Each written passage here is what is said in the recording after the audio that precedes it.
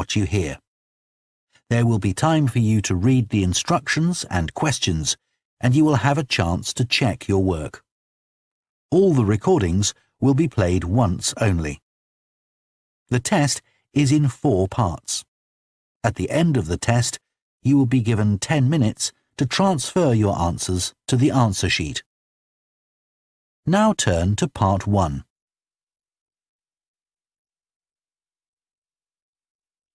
Part 1. You will hear a woman phoning a company that converts old photographs to digital format. First, you have some time to look at questions 1 to 3.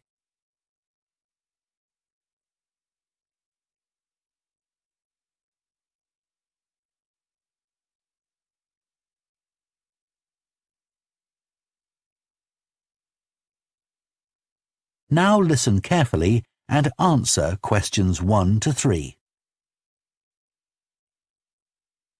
Hello, Picture Rep. Can I help you? Oh, hi. I saw your advertisement about copying pictures to disk, and I'd like a bit more information about what you do. Sure. What would you like to know? Well, I've got a box full of old family photos that's been up in the attic for years. Some of them must be 50 or 60 years old, and I'd like to get them converted to digital format. Sure, we can do that for you. Right. And what about size? The photos are all sorts of sizes. Are there any restrictions? Well, the maximum size of photo we can do with our normal service is 30 centimetres, and each picture must be at least 4 centimetres. That's the minimum we can cope with. Well, that should be fine. And some of them are in a frame. Should I take them out before I send them? Yes, please. We can't copy them otherwise. And also the photos must all be separate. They mustn't be stuck into an album. OK, that's not a problem. So, can you give me an idea of how much this will cost? I've got about 360 photos, I think. We charge £195 for 300 to 400 photos for the basic service. OK, and does that include the disc? Yes, 1 disc, but you can get extra ones for £5 each. That's good. So, do I need to pay when I send you the photos? No, we won't need anything until we've actually copied the pictures. Then we'll let you know how much it is, and once we've received the payments, we'll send the parcel off to you. Right. Before you hear the rest of the conversation, you have some time to look at questions 4 to 10.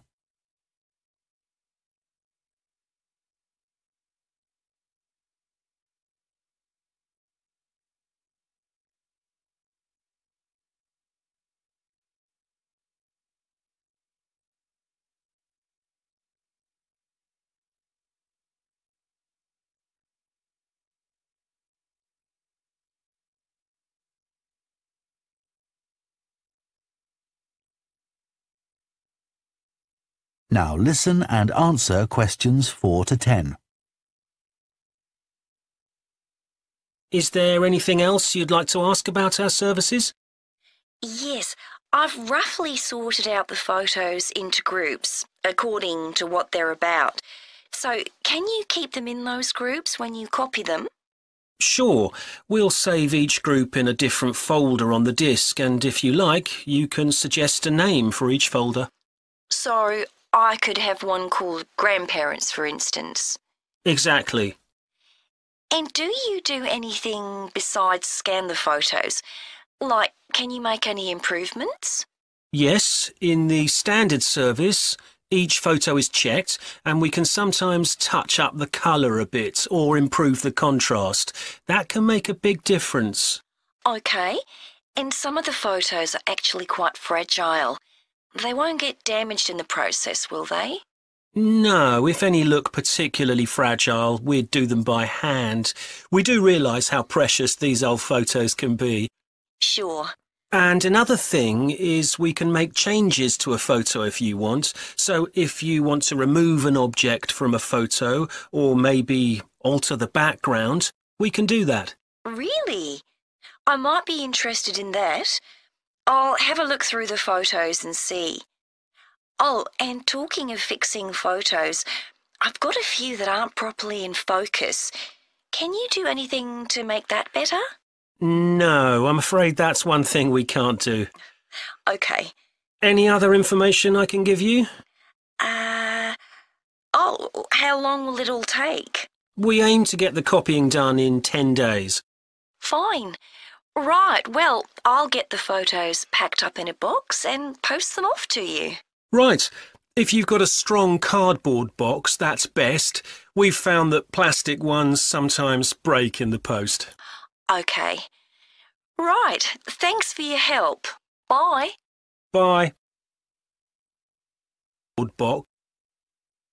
That is the end of Part 1. You now have half a minute to check your answers to Part 1.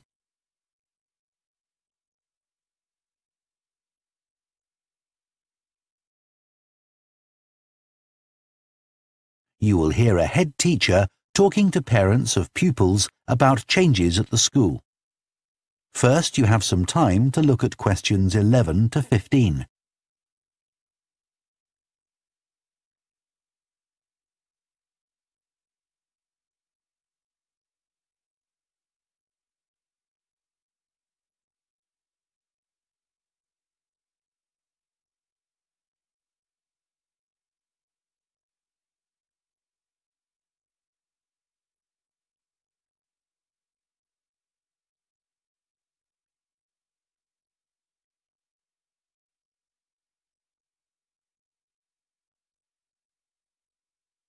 Now listen carefully and answer questions 11 to 15. Good morning, and thank you for coming here today. I'd like to bring you up to date with changes in the school that will affect your children. As you know, the school buildings date from various times, some from the 1970s, some from the last 5 years, and of course Dartfield House is over a century old. It was commissioned by a businessman, Neville Richards, and intended as his family home, but he died before it was completed. His heir chose to sell it to the local council, who turned it into offices. A later plan to convert it into a tourist information centre didn't come about through lack of money, and instead it formed the nucleus of this school when it opened 40 years ago. The school has grown as the local population has increased, and I can now give you some news about the lower school site, which is separated from the main site by a road. Planning permission has been granted for development of both sites. The lower school will move to new buildings that will be constructed on the main site. Developers will construct houses on the existing lower school site. Work on the new school buildings should start within the next few months. A more imminent change concerns the catering facilities and the canteen. The canteen is always very busy throughout the lunch period. In fact, it's often full to capacity because a lot of our pupils like the food that's on offer there. But there's only one serving point, so most pupils have to wait a considerable time to be served. This is obviously unsatisfactory, as they may have hardly finished their lunch before afternoon lessons start. So, we've had a new food hall built, and this will come into use next week. It'll have several serving areas, and I'll give you more details about those in a minute. But one thing we ask you to do to help in the smooth running of the food hall is to discuss with your children each morning which type of food they want to eat that day, so they can go straight to the relevant serving point. There won't be any junk food, everything on offer will be healthy, and there's no change to the current system of paying for lunches by topping up your child's electronic payment card online. You may be wondering what will happen to the old canteen. We'll still have tables and chairs in there, and pupils can eat food from the food hall or lunch they've brought from home. Eventually, we may use part of the canteen for storage, but first, we'll see how many pupils go in there at lunchtime. Before you hear the rest of the talk, you have some time to look at questions 16 to 20.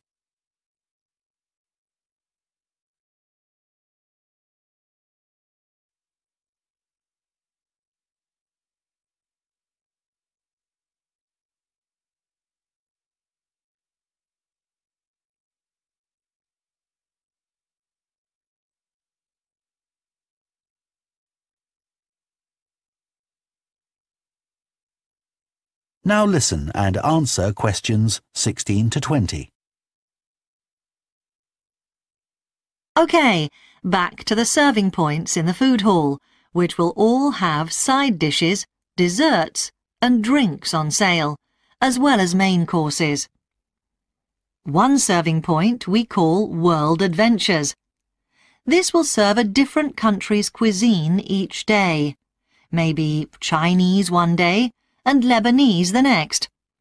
The menus will be planned for a week at a time, so pupils will know what's going to be available the whole of that week. Street life is also international, with food from 3 particular cultures. We'll ask pupils to make suggestions, so perhaps sometimes there'll be food from Thailand, Ethiopia and Mexico, and then one of them will be replaced by Jamaican food for a week or 2.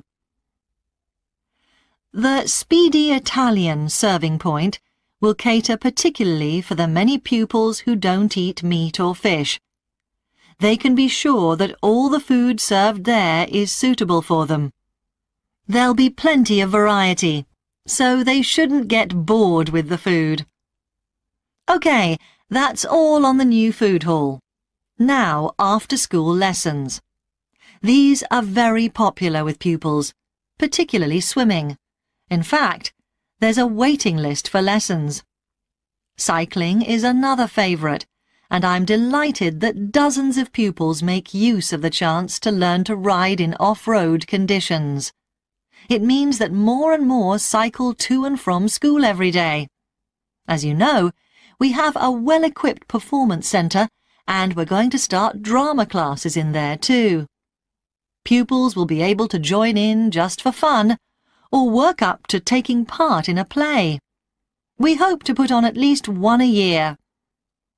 We already teach a number of pupils to use the sound and lighting systems in the centre, and a former pupil has given a magnificent grand piano to the school, so a few pupils will be able to learn at the school instead of going to the local college, as many of them do at the moment. That is the end of Part 2. You now have half a minute to check your answers to Part 2. Part 3. You will hear 2 psychology students, called Luke and Susie, discussing their assignment on sleep and dreams. First, you have some time to look at questions 21 to 24.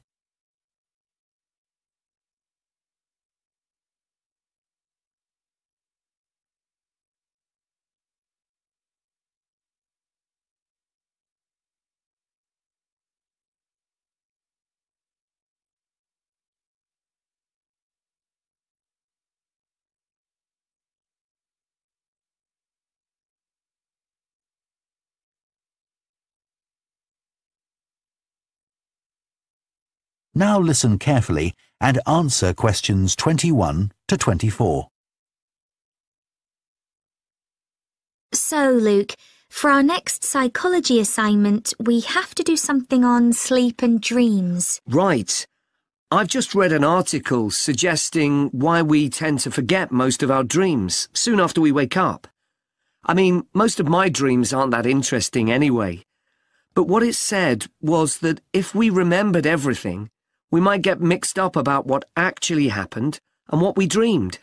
So it's a sort of protection. I hadn't heard that idea before. I'd always assumed that it was just that we didn't have room in our memories for all that stuff. Me too. What do you think about the idea that our dreams may predict the future? It's a belief that you get all over the world. Yeah, lots of people have a story of it happening to them. But the explanation I've read is that for each dream that comes true, we have thousands that don't, but we don't notice those. We don't even remember them. We just remember the ones where something in the real world, like a view or an action, happens to trigger a dream memory. Right. So it's just a coincidence, really. Something else I read about is what they call segmented sleeping.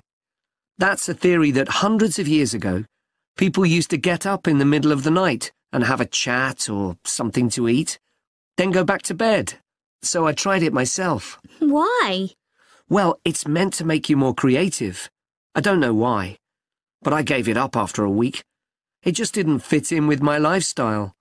But most preschool children have a short sleep in the day, don't they? There was an experiment some students did here last term to see at what age kids should stop having naps, but they didn't really find an answer. They spent a lot of time working out the most appropriate methodology, but the results didn't seem to show any obvious patterns. Right. Anyway, let's think about our assignment. Last time I had problems with the final stage, where we had to describe and justify how successful we thought we'd been. I struggled a bit with the action plan too. I was okay with the planning, but I got marked down for the self-assessment as well. And I had big problems with the statistical stuff. That's where I really lost marks. Right. Before you hear the rest of the discussion, you have some time to look at questions 25 to 30.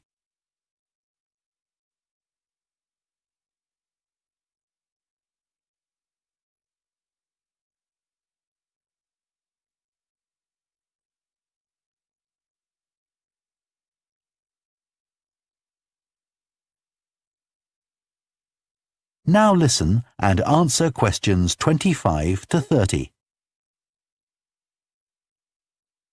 So, shall we plan what we have to do for this assignment? Okay. First, we have to decide on our research question. So, how about, is there a relationship between hours of sleep and number of dreams? Okay. Then we need to think about who we'll do the study on. About 12 people? Right. And shall we use other psychology students? Let's use people from a different department. What about history? Yes, they might have interesting dreams. Or literature students. I don't really know any. OK, forget that idea. Then we have to think about our methodology. So we could use observation, but that doesn't seem appropriate. No. It needs to be self-reporting, I think. And we could ask them to answer questions online. But in this case, paper might be better, as they'll be doing it straight after they wake up. In fact, while they're still half asleep. Right. And we'll have to check the ethical guidelines for this sort of research. Because our experiment involves humans, so there are special regulations. Yes. I had a look at those for another assignment I did. There's a whole section on risk assessment, and another section on making sure they aren't put under any unnecessary stress. Let's hope they don't have any bad dreams. Yeah. Then, when we've collected all our data, we have to analyse it and calculate the correlation between our two variables. That's time sleeping and number of dreams. And then present our results visually in a graph. Right, and the final thing is to think about our research and evaluate it. So that seems quite straightforward. Yeah. So now let's get started. That is the end of part 3. You now have half a minute to check your answers to part 3.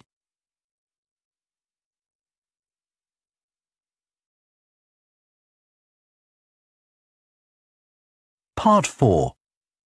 You will hear a sports science student giving a presentation on the health benefits of dance. First, you have some time to look at questions 31 to 40.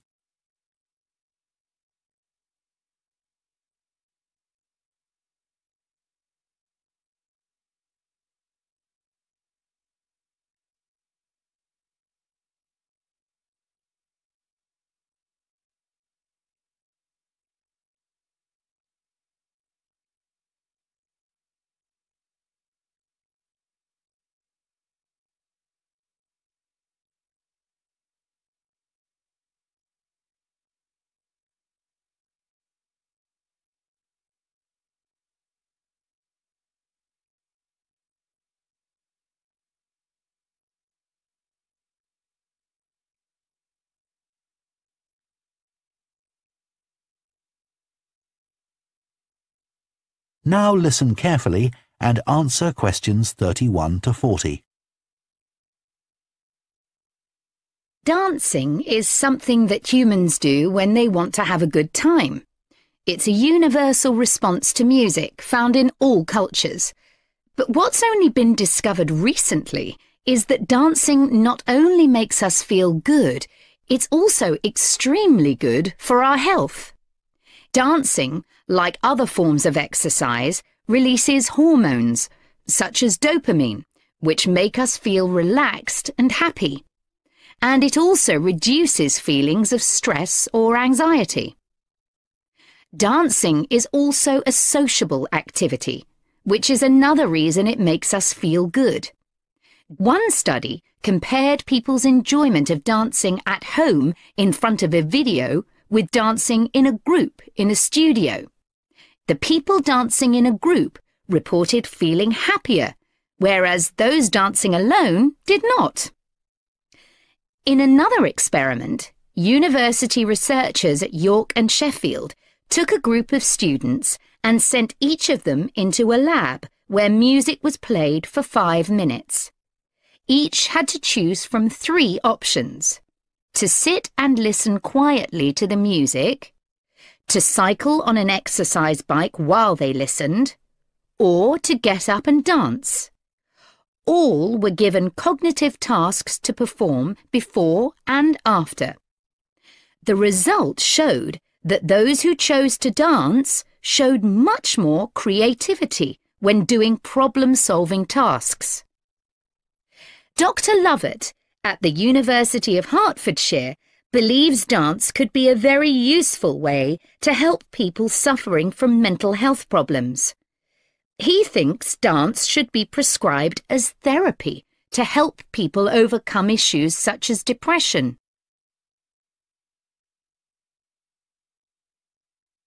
It's well established that dance is a good way of encouraging adolescent girls to take exercise. But what about older people? Studies have shown that there are enormous benefits for people in their 60s and beyond. One of the great things about dance is that there are no barriers to participation. Anyone can have a go, even those whose standard of fitness is quite low. Dance can be especially beneficial for older adults who can't run or do more intense workouts, or for those who don't want to. One 2015 study found that even a gentle dance workout helps to promote a healthy heart. And there's plenty of evidence which suggests that dancing lowers the risk of falls, which could result in a broken hip, for example, by helping people to improve their balance. There are some less obvious benefits of dance for older people too. One thing I hadn't realised before researching this topic was that dance isn't just a physical challenge. It also requires a lot of concentration, because you need to remember different steps and routines. For older people, this kind of activity is especially important because it forces their brain to process things more quickly and to retain more information. Current research also shows that dance promotes a general sense of well-being in older participants, which can last up to a week after a class. Participants report feeling less tired and having greater motivation to be more active and do daily activities such as gardening or walking to the shops or a park. Ballroom or country dancing, both popular with older people, have to be done in groups. They require collaboration and often involve touching a dance partner, all of which encourages interaction on the dance floor.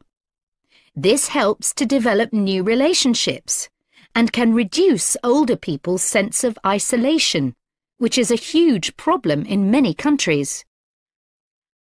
I also looked at the benefits of Zumba. 15 million people in 180 countries now regularly take a Zumba class, an aerobic workout based on Latin American dance moves.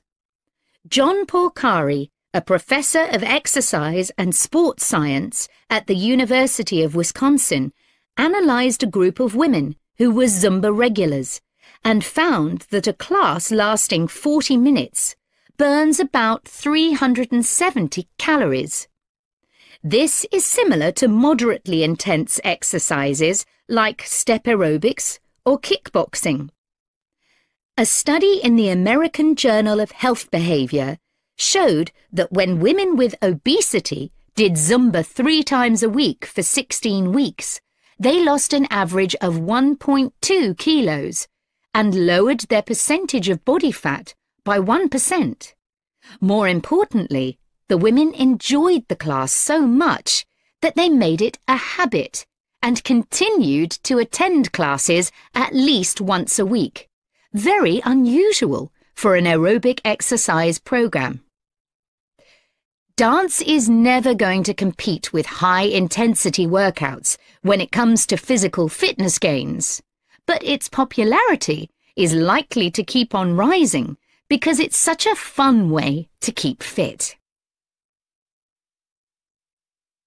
That is the end of Part 4. You now have 1 minute to check your answers to Part 4.